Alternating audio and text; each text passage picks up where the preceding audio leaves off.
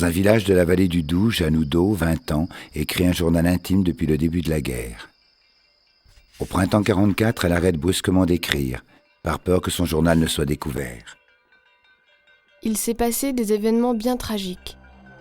Plus tard, quand j'aurai la liberté et le courage, je raconterai les sombres jours que nous avons passés.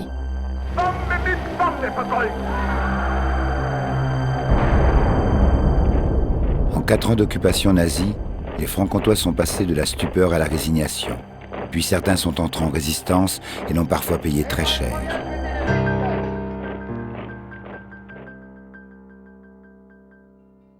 C'est dans le Jura, resté en zone libre de 1939 à 1942, que les premiers maquis se sont organisés.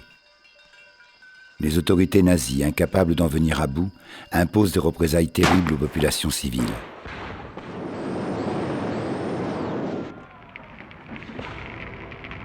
À partir du dimanche de Pâques et pendant 12 jours, le Haut-Jura subit 440 arrestations, 36 exécutions, 110 maisons incendiées. Début juin. Malgré la peur, Janoudeau reprend son journal car les nouvelles sont extraordinaires. Mardi 6 juin, date mémorable pour toute ma vie. Les troupes alliées débarquent en France. J'ai cru m'évanouir de saisissement. Quel assaut! J'en tremble encore d'émotion. Toute la journée, on prend les nouvelles dans tous les postes qui parlent français. On attendait depuis 4 ans, et enfin, ce jour est arrivé.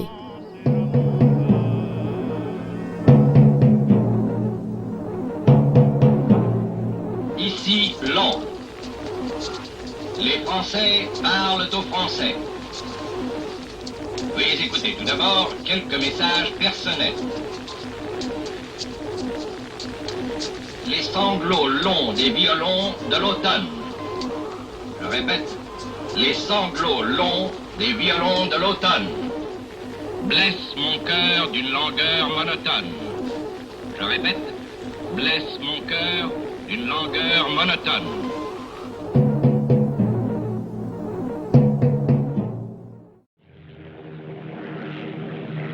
Le 6 juin, à partir de 3h15 du matin, les bombardiers alliés commencent à pilonner les positions allemandes dans tous les secteurs du débarquement.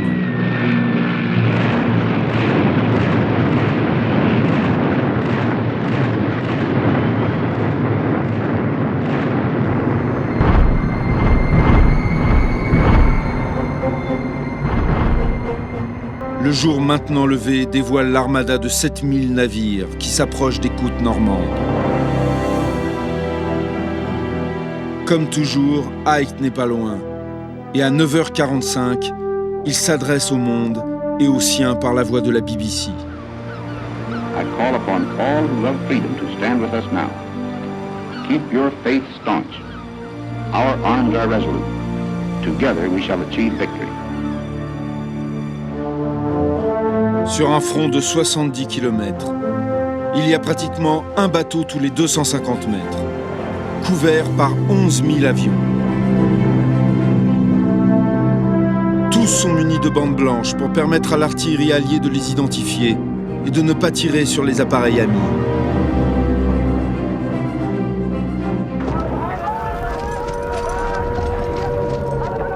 Heureusement, tous les secteurs de la côte ne ressemblent pas à celui d'Omaha. D'autant que les Allemands, égarés par la désinformation des Alliés, croient toujours à une attaque sur le Pas-de-Calais et peinent à s'organiser.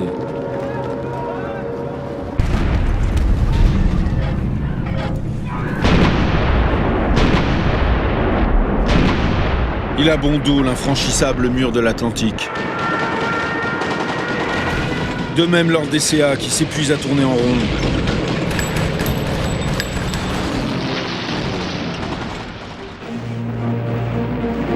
À l'aube, l'artillerie navale alliée prend le relais afin de pulvériser le mur de l'Atlantique.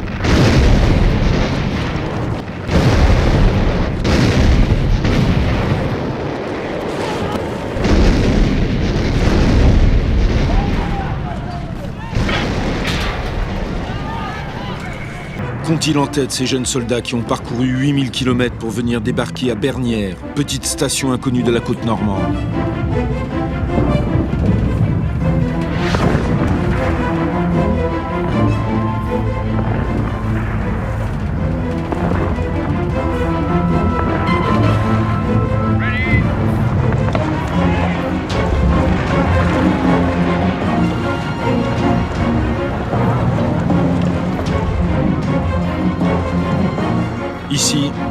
C'est bien la première vague d'assaut qui est filmée, la seule de tout le débarquement, mais par une caméra automatique arrimée au bastingage. Pourtant, même l'œil froid d'une caméra mécanique ne saurait tout ignorer d'un geste humain.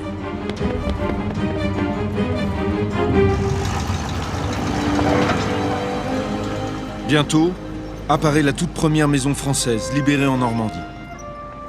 Elle coûte la vie à une centaine d'hommes que les caméramens alliés ont reçu l'ordre de ne pas trop montrer.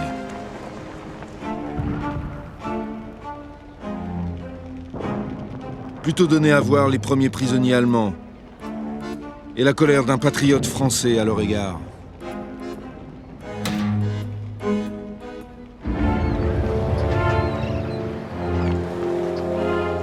La plage conquise, leurs camarades vivants s'avancent sur plusieurs kilomètres à l'intérieur des terres vers Caen.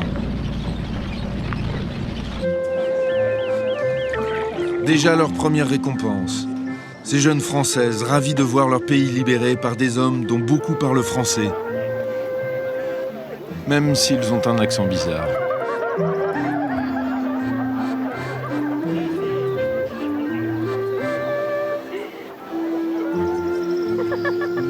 La résistance franc-comtoise attend les consignes.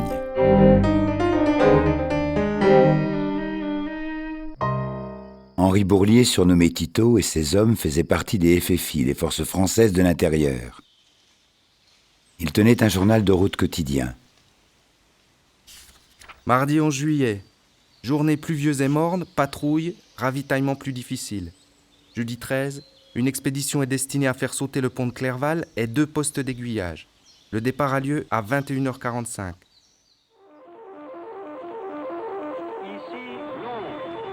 Je cherche des trèfles à 4 feuilles. Le message codé diffusé par la BBC dès le 6 juin 1944 a déclenché le plan vert.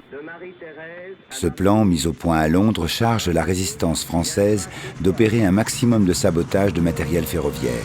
Objectif, freiner les déplacements des troupes allemandes pour protéger les Alliés débarqués en Normandie. En juillet-août 1944, le groupe Tito commet 17 sabotages entre Clerval et Vougeaucourt. Vendredi 14 juillet. Le temps est magnifiquement étoilé, une vraie aube de fête républicaine. L'opération ne peut que réussir. Le trajet du camp à Clerval est de 17 km. Une reconnaissance est effectuée par Tito et 2 hommes. Tout va bien.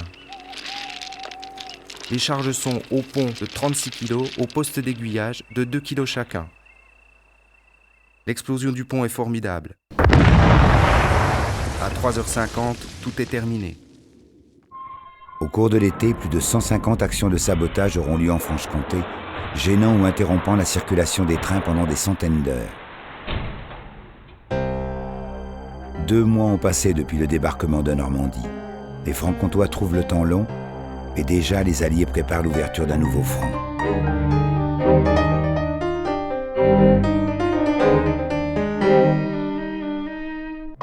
Dans le village de Mout, une élève de certificat d'études restée anonyme raconte.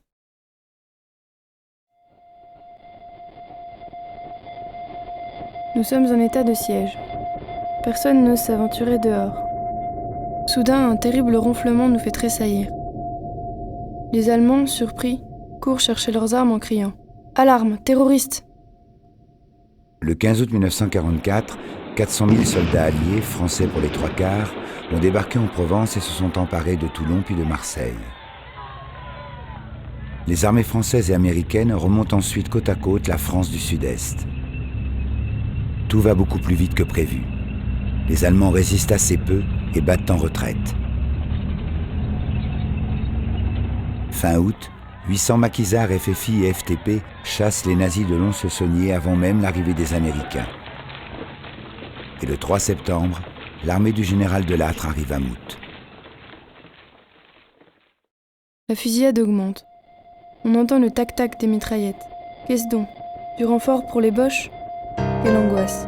Si cela est, c'en est fait de nous. La lutte dura 6 heures environ. Le tir devient moins serré. Chacun sort avec précaution de sa cachette. Il n'y a rien à dire, ce sont des Français. Alors, la foule délirante, pleurante et riante à la fois, acclame et embrasse nos chers libérateurs. Tout le monde se promenait dans le village, content de tous se retrouver en bonne santé. Pendant 8 jours, on fit la fête. Personne ne travaillait, pas même les paysans qui par ce beau temps auraient pu rentrer à leur récolte. Pieds nus, débraillés, les boches défilaient les bras levés. Quelle humiliation et quelle honte pour ces gens si fiers. La libération de la Franche-Comté a commencé en fanfare et les Américains sont aux portes de Besançon.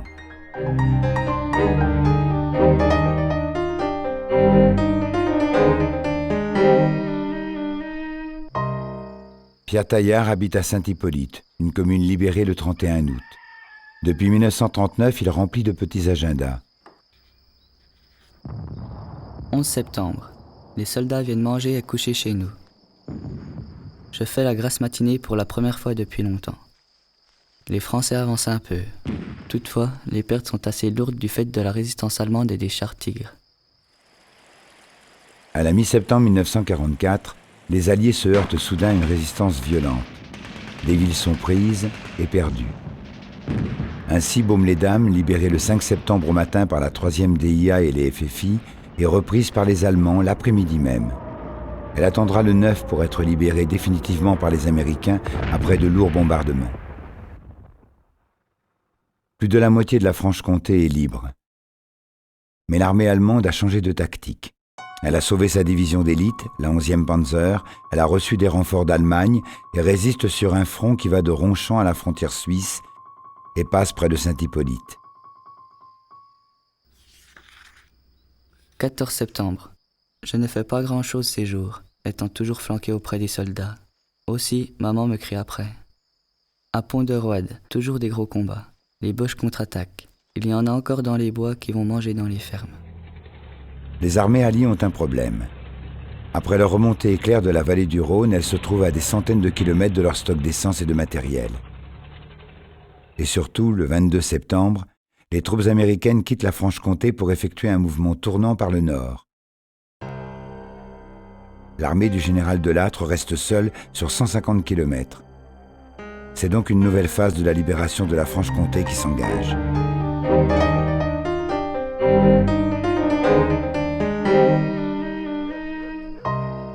Libéré par les Américains, le village où Jeanne Oudot écrit son journal sert maintenant de garnison aux troupes françaises. Nous avons toujours nos soldats. 17 dans la grange, tous marocains. Miloud et Mustapha écoutent des chants arabes à la radio. Ils sont ravis. Lentement mais sûrement, je pioche l'arabe. C'est une langue qui ne me tente pas, mais ce sont de beaux soldats. Après la dissolution des forces de métropole, c'est en Afrique que le général de Gaulle a progressivement reconstitué l'armée française. Les troupes débarquées en Provence et qui remontent libérer la Franche-Comté étaient donc en grande partie composées de forces coloniales.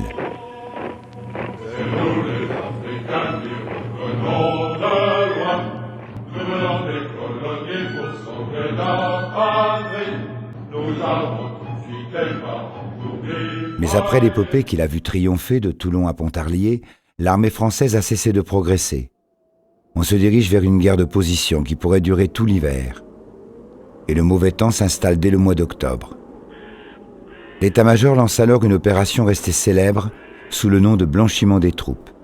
On renvoie chez eux 16 000 soldats d'Afrique noire, dont certains ont déjà des gelures aux pieds. À Saint-Hippolyte, Pierre Taillard, 17 ans, est témoin de cette relève. Il arrive des engagés de la Haute-Saône et des Vosges pour se faire habiller avec les habits des Sénégalais qui vont être renvoyés au chaud. On voit tout de suite la différence avec les soldats d'Afrique. On est tout de même moins bien élevé dans la métropole. Privée des Américains partis en Moselle, amputée d'une partie de ses troupes, l'armée de Delattre n'a pas le choix. Elle doit résoudre un grave problème d'effectifs.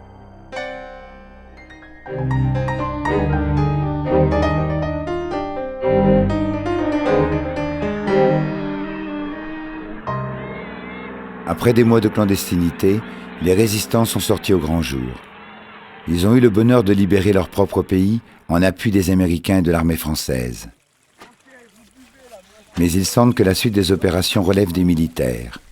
Vendredi 15 septembre. Aujourd'hui, une question nous tracasse. Va-t-on s'engager ? Tito décidera, il sera suivi, pourvu que le groupe ne soit pas dissous. Ayant renvoyé au chaud une partie de ses troupes coloniales, l'armée française recrute. Elle appelle les maquisards à s'engager. Le succès de cette opération, baptisée l'amalgame, n'était pas garanti. Il a fallu marier les habitudes d'indépendance des résistants à la discipline et à la hiérarchie militaire. Le ciel est bleu, les filles semblent belles.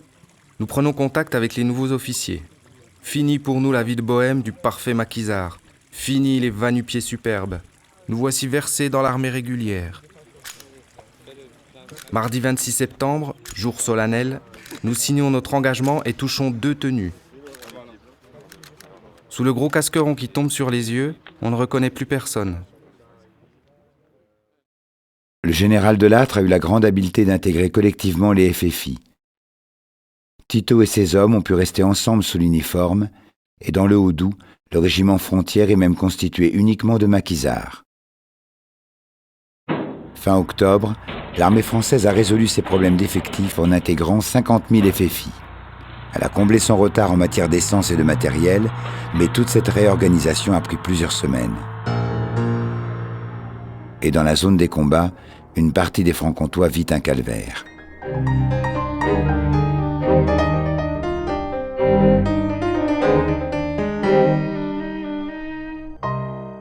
Le 9 septembre, dernière distribution de pain. Le 18, l'électricité est coupée. Le 25, les obus commencent à siffler au-dessus du village. On descend dans les caves, espérant une proche libération. En écrivant ces lignes, Jeanne Chevènement ignore que sa maison sera bientôt touchée et que son village va subir 54 jours consécutifs de bombardements. Car Champagné, bien qu'à 4 km de Ronchamp, a la malchance d'être du côté allemand sur la ligne de front qui sépare les 2 armées. Plusieurs heures par jour, les canons français arrosent le village de Bu.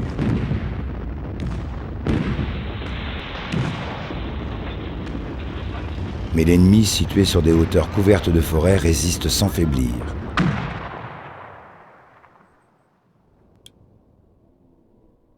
« 13 octobre. Dans les caves, l'espoir se change en amertume. Quelques postes de radio fonctionnent encore, mais pas de nouvelles de la région. Pourquoi ne viennent-ils pas ? Pourquoi s'acharnent-ils à viser les maisons alors qu'ils savent les Allemands dans les bois ou à l'abri dans les caves ? Dans plusieurs semaines, l'armée française finira par s'imposer et le bilan sera terrible. 48 habitants tués par les bombardements français, 15 victimes des mines allemandes, ainsi que 4 fusillés et un mort en déportation. Mais dans l'immédiat, les habitants de Champagné se sentent abandonnés du commandement français. Un secret militaire absolu leur cache en effet les préparatifs de l'offensive finale sur Montbéliard et Belfort. Seul un Anglais illustre en sera informé. De Gaulle l'invite à se rendre sur le front franc-comtois où l'attaque de l'armée française sur Belfort et l'Alsace est imminente.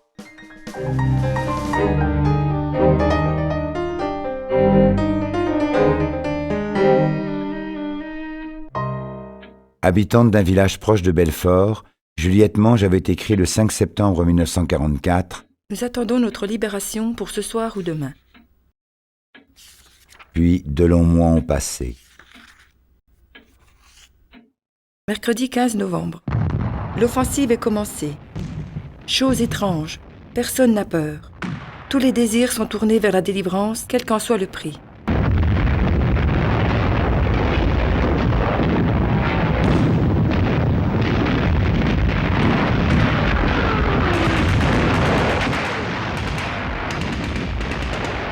Les 4 corps d'armée lancés par le général Delattre ont pris les Allemands par surprise. La première division blindée a même réussi à pénétrer jusqu'à Mulhouse. Menacée d'encerclement, l'armée allemande reprend quelques jours le dessus, puis cède. Et le 28 novembre, toute la Franche-Comté est libre.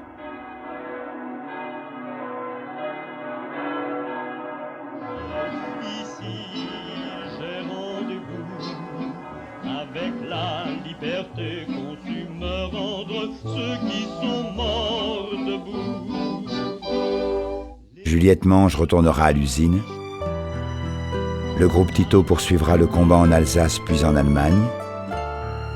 Pierre Taillard reprendra ses études à Besançon. Et Jeanne Oudot écrit « Je suis fier de vous, soldats français. Je vous remercie, vous, soldats de notre armée d'Afrique. Je pense aussi au FFI, à tous ceux qui à l'intérieur ont lutté. C'est en pensant à vous que j'ai repris espoir. Merci. »